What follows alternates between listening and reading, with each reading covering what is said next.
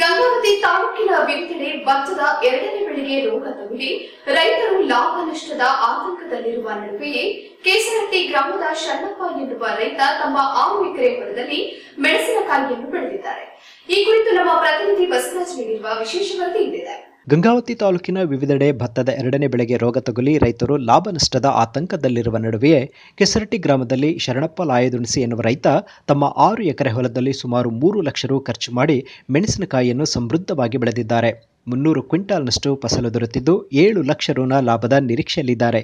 ಈಗಾಗಲೇ ಫಸಲನ್ನು ಶರಣಪ್ಪ ಅವರು ಮಾರುಕಟ್ಟೆಗೆ ಒಯ್ದು ಸ್ವಯಂ ಮಾರಾಟ ಮಾಡುತ್ತಿದ್ದಾರೆ.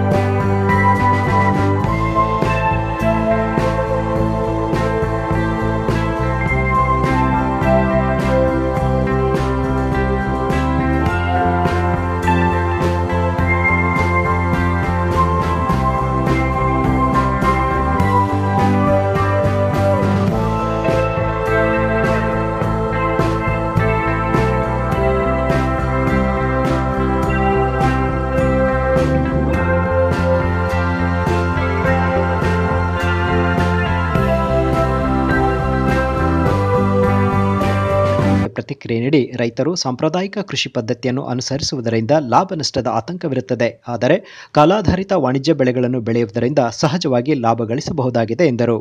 ಸರ್ ನಮಸ್ಕಾರ. ನಮಸ್ತೆ ಸರ್. ನಾವು ಈ ಭಾಗ ಕಂಪ್ಲೀಟಾಗಿ ನಾವು ಕೊಪ್ಪಳ ಜಿಲ್ಲೆ ಗಂಗಾವತಿ ತಾಲೂಕು ಬಂದುಬಿಟ್ಟು ನಾವು ಭತ್ತನೇ ಬೆಳೀತಾ ಇದ್ದೀವಿ.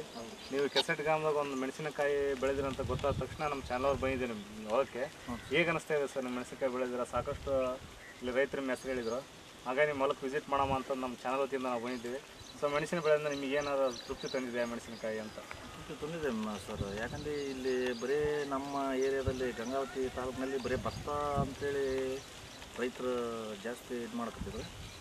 ನಾವು ಮೆಣಸಿನಕಾಯಿ ಮಾಡ್ಬೇಕಂತೇಳಿ ನಮ್ಮ ಮಂಜುನಾಥ್ ಸಂಗಣ್ಣವ್ರು ಹೇಳಿದ್ರು ನಮಗೆ. ಮೊದಲು ನಾವು ಮಾಡಿದ್ವಿ, ಮೊದಲು ಅವರಲ್ಲಿ ಬೇರೆ ಕಡೆಗೆ ಲಾಭ ಬಂದಿತ್ತು. ಆದರೂ ನಮ್ಮ ಹೊಲದಲ್ಲಿ ನಾವು ಮಾಡ್ಕೋಬೇಕಂತೇಳಿ ನಾವು ಮಾಡಿದ್ವಿ ರೀ. ಆಮೇಲೆ ನಮ್ಮ ಪಂಪತಣ್ಣವರು ಬೇರೆ ಬೆಳೆ ಮಾಡಪ್ಪ ಸ್ವಲ್ಪ ಅಂತ ಅವರು ಅಂದರು, ವೀರಣ್ಣವರು ಅಂದರು ನಮ್ಮ ಬೆಳೆ, ಅವರೆಲ್ಲ ಕೂಡಿ ನಾವು ಮಾಡಿದ್ವಿ. ಎಷ್ಟು ಎಕರೆ ಇದೆ ಟೋಟಲ್ ಸರ್ ನಿಮ್ಮದು ಬೆಳೆ? ನಮ್ಮದು 6 ಎಕರೆ ಐತ್ರಿ. 6 ಎಕರೆ ಮೆಣಸಿನಕಾಯಿಯನ್ನು ಬೆಳೆದಿದ್ವಿ. ಈಗ ಎಷ್ಟಾದ್ರು ಪೀಕ್ ತೊಗೊಂಡಿದ್ರೆ ಮೆಣಸಿನಕಾಯಿ ನೀವೆಲ್ಲ? ಪೀಕ್ 300 ಕ್ವಿಂಟಲ್ ಮಾತ್ರ ನಮಗೆ ಅರ್ದಿವಿ ರೀ ಆಗಲೇ ಕಾಯಿ. ಹಾಂ, ಈಗ 7,20,000 ಮಾಲ್ ಆಗೈತೆ ರೀ ಈ ಒಂದು ವರ್ಷ ಕಾಯಿಲಿ. 7,20,000 ರೂಪಾಯಿ ಲಾಭ ಬಂದಿದೆ. ಅಲ್ರಿ ಒಟ್ಟು ಟೋಟಲ್ ಆಗಿರೋದು. ಟೋಟಲ್ ಆಗಿದೆ ಖರ್ಚು ಒಂದು 3 ಲಕ್ಷ ರೂಪಾಯಿ ಖರ್ಚಾಗೈತೆ ರೀ. ಒಂದು 60,000-70,000 ರೂಪಾಯಿ ಲೇಬರ್ ಖರ್ಚಾಗೈತೆ ರೀ. ಒಂದು 2-2.5 ಲಕ್ಷ ರೂಪಾಯಿ ಈಗ ಸದ್ಯ ನಮಗೆ ಆದಾಯ ಬಂತು. ಈಗ ಇನ್ವೆಸ್ಟ್ಮೆಂಟ್ ಎಷ್ಟು ಮಾಡಿದ್ರಿ ಇದಕ್ಕೆ? ಇನ್ವೆಸ್ಟ್ಮೆಂಟ್ 3 ಲಕ್ಷ ಮಾಡಿದ್ವಿ. 3 ಲಕ್ಷ. ಇನ್ನು ಎಷ್ಟು ಬೆಳೆ ತಗೋಬೋದು ನೀವು ಮೆಣಸಿನಕಾಯಿ? ಮೆಣಸಿನ್ಕಾಯಿ ದಿನ 20 ಕ್ವಿಂಟಲ್ ನಮಗೆ ಒಣಕಾಯ್ದು ರೀಚ್ ಐತಿ. 20 ಕ್ವಿಂಟಲ್ ನಮಗೆ ಬರ್ತದಂತ ನಮಗೆ ಕಾನ್ಫಿಡೆನ್ಸ್ ಐತಿ. 20 ಕ್ವಿಂಟಲ್ ಬರ್ತದೆ. 20 ಕ್ವಿಂಟಲ್ ಒಣಕಾಯಿ ಬರ್ತೀರಿ. ಈ ವರ್ಷಕಾಯಿ 7 ಲಕ್ಷ ರೂಪಾಯಿ ಆಗೈತೆ ರೀ. ಹಿಂಗೆ ಬೆಳೆ ಮೆಣಸಿನಕಾಯಿ ಬೆಳೆ ಅಂತ ನಿಮ್ಗೆ ಯಾರಾದರೂ ಇಲಾಖೆಯವ್ರು ಭೇಟಿ ಕೊಟ್ಟಿದ್ರಲ್ಲ? ಇಲ್ರಿ, ಭೇಟಿ ಕೊಟ್ಟಿಲ್ಲ ರೀ. ನಾವೇ ಸ್ವಂತ ರೈತರು ನಾವೇ ಮಾಡಿದ್ವಿ. ಎಲ್ಲಿ ತಂದಿರಿ ಮೆಣಸಿನಕಾಯಿ ಎಲ್ಲ? ಇದನ್ನ ನಾನು ಸ್ವಂತ ಬೀಜ ಇದು ಮಾಡ್ಕೊಂಡ್ರಿ ನರ್ಸರಿ ಬೂದುಗುಂಪ ನರ್ಸರಿಯಾಗ ತಂದಿವಿ. ಈಗೆಲ್ಲ ನಿಮಗೆ ಮಾಹಿತಿ ನೀಡಿದ್ದಾರೆ ಯಾರು? ಮಾಹಿತಿ ಔಷಧ ಸಿಂಪಡಣೆ ಮಾಡಬಹುದು. ಔಷಧ ಸಿಂಪಡಣೆ ನಮ್ಮ ಮಂಜುನಾಥ್ ಅವ್ರು ನೀಡಿದ್ರು, ಈರಣ್ಣವ್ರು ನೀಡಿದ್ರು, ಅವ್ರು ನೀಡಿದ್ರು. ಒಟ್ಟು ಮೆಣಸಿನಕಾಯಿ ಖುಷಿ ತಂದಿದ್ದೀರಿ. ಇವಾಗ ರೈತರಿಗೆ ಏನು ಹೇಳ್ತೀರಿ ನೀವು ಈ ಭಾಗದ? ಈಗಿನ ರೈತರಿಗೆ ನೋಡ್ರಿ, ಬೇರೆ ಬೆಳೆಗೆ ಹೋಗ್ಲೇಬೇಕಾದಂಥ ಪರಿಸ್ಥಿತಿ ಅನಿವಾರ್ಯ. ಈಗ ನಮ್ಮಲ್ಲಿ ರೈತರು 1,000 ರೂಪಾಯಿ ನೆಲ್ಲಿಲ್ಲ, ಆಮೇಲೆ 40 ಚೀಲ ಇಳುವರಿ ಬರೋವು. ಈಗ ರೈತರು ನೆಲ್ಲು ಬೆಳೆದ್ರಿಂದ ಏನು ಉಳ್ಳಾರ್ದಂಥ ಪರಿಸ್ಥಿತಿ ಬಂದೈತ್ರಿ. ಆಮೇಲೆ 40 ಚೀಲ ಇಳುವರಿ ಬಂದ್ರೂ 1,000 ರೂಪಾಯಿ ರೇಟ್ ಮಾಡಿದ್ರು ನಮಗೆ ಎಕರೆಗೆ 10,000 ರೂಪಾಯಿ ನಮಗೆ ಅಲ್ಲಿ ಉಳಿಯೋದು ಅಲ್ಲಿ ಭತ್ತದಲ್ಲಿ. ಈ ಒಂದು ಮೆಣಸಿನಕಾಯಲ್ಲಿ ನಮಗೆ 1 ಲಕ್ಷ ರೂಪಾಯಿವರೆಗೂ ಆದಾಯ ಐತಿ. ಮಾಮೂಲಾಗಿ ಏನು ಬೆಳೆದಿಲ್ಲಪ್ಪ, ಇವತ್ತು ಒಬ್ಬ ರೈತ ಲಾಸ್ ಇದೇನಪ್ಪ ಮೆಣಸಿನಕಾಯಿ ಆಗಲಿ ಅಂದ್ರೂ 1 ಲಕ್ಷ ರೂಪಾಯಿವರೆಗೂ ಆದಾಯ ತರ್ಬೋದು. ನನ್ನ ಹೆಸರು ಮಂಜುನಾಥ್ ಅಂತ ಅಂದ್ರೆ ನಾವು ಇದು ಕೆಸರಟ್ಟಿ ಗ್ರಾಮದ ರೈತ. ಈ ಮೆಣಸಿನಕಾಯಿ ಬೆಳೆದಾರಲ್ಲ ಅವರು ಮಾವನವರು. ಇವ್ರಿಗೆ ಬೆಳೆ ಕುಂತಲ್ರಿ ಮೆಣಸಿನಕಾಯಿ. ನಿಮ್ಗೆ ಏನು ಅನ್ಸುತ್ತೆ ನಮ್ಮ ಹೊಲದ ಬೆಳಿಬೇಕು? ನಾವು ಫಸ್ಟ್ ಬೆಳೆದಿದ್ರು, ನಾವು ಬೆಳೆದಿದ್ದು ಅವ್ರಿಗೆ ಹೇಳಿದ್ವಿ. ಅದು ಗುತ್ತಿಗೆ ಮಾಡಿದ್ವಿ. ಅದು ಗುತ್ತಿಗೆ ಮಾಡಿದ್ದಲ್ಲ, ನೀರು ಕಡಿಮೆ ಆಗ್ತದೆ. ಇವ್ರದ್ದು ನೀರು ಜಗ್ಗಿತ್ತಲ್ಲ, ನೀರಾವರಿ ಒಳ್ಳೆ ಇದು. ಅದು ನೀರಾವರಿ ಬರ್ತಾ ಮತ್ತು ಹೊರಪಿಗೆ ಬರ್ತಾರೆ. ಕೆನಾಲ್ ನೀರಿಗಂತೂ ಅಗ್ರಿ ಟಾಪ್ ಬರ್ತದೆ. ಈ ಮೆಣಸಿನಕಾಯಿ ಹೊರಪಿಗೆ ಬೆಳೆದ್ರಿಂದ ಭೂಮಿಯ ಫಲವತ್ತತೆ ಉಳಿಸ್ಕೊಂಡ ಹಾಕಿದ್ರೆ ನಾವು ಗದ್ದೆ ಹಚ್ಚೋದು ನೆಲ್ಲು ಮಾಡೋದ್ರಿಂದ ಏನಾಗ್ತದೆ, ಭೂಮಿಯ ಫಲವತ್ತತೆ ಕಡಿಮೆ ಆಗ್ಬಿಡೋದು. ಇದಕ್ಕೆ ನೀರನ್ನು ವಾರಕ್ಕೊಂದ್ಸಲ ಇಟ್ಟರೂ ನಡೆದಿದ್ರಿ. ಅದೇನು ಇದಿಲ್ಲ, ಭೂಮಿ ಮೇಲೆ ಡಿಪೆಂಡ್. ಭೂಮಿಯ ಫಲವತ್ತತೆ ಉಳಿಸ್ಬೇಕಂದ್ರೆ ನಾವು ಇಂಥವೆಲ್ಲ ಮಾಡ್ಬೇಕು. ಆಮೇಲೆ ರೈತರಿಗೆ ಹೆಚ್ಚಿನ ಆದಾಯ ಬರ್ಬೇಕಂದ್ರೂ ಮಾಡ್ಬೇಕು. ಇದು ಫ್ಯಾಕ್ಟ್ರಿಗೆ ಏನಿಲ್ಲರೂ ಒಂದು ಇವಾಗ ಅಲ್ಲಿ 50-55 ಕ್ವಿಂಟಲ್ ತೆಗೆದಾರೆ ಇವರು ಹಸೆಕಾಯಿ. ಈಗ ಒಂದು 6-7 ಲಕ್ಷ ಆಗೈತೆ ರೀ ಹಸೆಕಾಯಿಗೆ. ಒಂದು 2-2.5 ಲಕ್ಷ ಖರ್ಚು ಆಗೈತೆ ಈಗ ಎಲ್ಲ ಸೇರಿ. ಒಂದು 2.5-3 ಲಕ್ಷ ಲಾಭ ಆಗೈತೆ ಇವಾಗ. ಈಗ ಒಣಕಾಯಿದು ಏನಾದರೂ ಒಂದು 18-20 ಕ್ವಿಂಟಲ್ ಬರ್ತದೆ. ಅದು ನಾವು 7-8 ಸಾವಿರ ಹೊಡೆದ್ರೂ ಅದು ಒಂದು 2 ಲಕ್ಷ ಬರ್ತದೆ. ಇದು ವೆರೈಟಿ ಬಂದು ಸಿಂಜೆಂಟ 5531. ನಾವು ಇದು ಒಣಕಾಯಿ ಮಾರ್ಕೆಟ್ ಅಂದ್ರೆ ಇಲ್ಲೇ ನಮ್ಮ ಲೋಕಲ್ಲಾಗ ಅಂದ್ರೆ ಸಿಂಧನೂರು ಐತ್ರಿ. ಸಿಂಧನೂರಲ್ಲಿ ಚೆನ್ನಾಗೈತ್ರಿ. ಅಲ್ಲೇನ ಅದು ಏನು ಟ್ರಾನ್ಸ್ಪೋರ್ಟೇಷನ್ ಅಷ್ಟು ಖರ್ಚು ಬರೋಂಗಿಲ್ಲ. ಅದಕ್ಕಿಂತ ನಾವು ಜಾಸ್ತಿ ಇದಾದ್ರೆ ಬ್ಯಾಡಿಗೆ ಹೋಗ್ರಿ. ಬ್ಯಾಡಿಗೆ ಹೋಗ್ರೆ ಅಲ್ಲಿ ಚೆನ್ನಾಗೈತೆ ಮಾರ್ಕೆಟ್. ಅಲ್ಲಿ ಅದನ್ನು ಸ್ವಲ್ಪ ಲಾಂಗ್ ಆಗ್ತದೆ ನಮ್ಗೆ ಅಷ್ಟೇ. ಟ್ರಾನ್ಸ್ಪೋರ್ಟೇಷನ್ ಸ್ವಲ್ಪ ಹೆಚ್ಚಾಗ್ತದೆ. ಇಲ್ಲಿ ಸಿನ್ನೂರ್ದು ಭಾಳ ಕಡಿಮೆ ಆಗ್ತದೆ ನೀರು ಅಷ್ಟೇ. ಇಲ್ಲೇ ಮಾರ್ಕೆಟೇ ಚೆನ್ನಾಗೈತೆ ರೀ ಈಗಂತೂ ಹಿಂಗೆ ಐತ್ರಿ ಸದ್ಯಕ್ಕೆ. ಈಗ ಇನ್ನು ಸ್ವಲ್ಪ ಮಳೆ ಸ್ವಲ್ಪ ಕಂಟ್ರೋಲ್ ಆಗಿಬಿಟ್ರೆ ಎಷ್ಟು ತಿಂಗಳಿಗೆ ಬರ್ತದೆ ಅದು ನಮ್ಮ ಲಾಸ್ಟ್ ಅಂದ್ರೆ 7-8 ತಿಂಗಳ ತನಕ ಬರ್ತೈತೆ ರೀ. ಈಗ ಇದೊಂದು 5 ತಿಂಗಳು 6 ತಿಂಗಳದಾಗಿರ್ಬೇಕು, 4 ತಿಂಗಳು 5 ತಿಂಗಳು ಐತ್ರಿ ಅಷ್ಟೇ. ಅದು ಇನ್ನೊಂದು 3 ತಿಂಗಳ ತನಕ ಬರ್ತದೆ ಕಾಯಿ. ಒಣಕಾಯಿ ಮಾಡೋದು ಉಳಿದೆಲ್ಲ ಈಗ ಒಣಕಾಯಿಗೆ ಬಿಟ್ಟಿರೋದು ಅಷ್ಟೇ. ಭತ್ತದ ನಾಡು ಎಂದೇ ಹೆಸರುವಾಸಿಯಾಗಿರುವಂಥ ಗಂಗಾವತಿ ತಾಲೂಕಿನ ಕೆಸರಟ್ಟಿ ಗ್ರಾಮದಲ್ಲಿ ವಾಣಿಜ್ಯ ಬೆಳೆಯನ್ನು ಬೆಳೆದಂಥ ಶರಣಪ್ಪ ಲಾಯದುಣಿಸಿ ಅವರ ಒಂದು ಮೆಣಸಿನ ತೋಟದಲ್ಲಿ ನಾವಿದ್ದೀವಿ.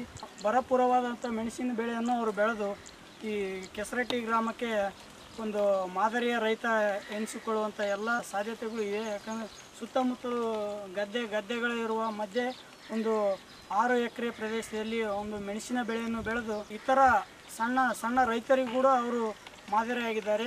ಇನ್ನು ಅನೇಕ ರೈತರು ಕೂಡ ವಾಣಿಜ್ಯ ಬೆಳೆ ಬೆಳಿಬೇಕನ್ನೋ ಒಂದು ಉತ್ಸಾಹದಲ್ಲಿ ಇದ್ದಾರೆ. ನೀವು ನೋಡ್ತಾ ಇರ್ಬೋದು, ಈ ಸುತ್ತ ಎಲ್ಲ ಬರೀ ಮೆಣಸಿನ ತೋಟ, ಚೆನ್ನಾಗಿರುವಂಥ ಕಾಪು ಕೂಡ ಅವರು ತೆಗೆದಿದ್ದಾರೆ.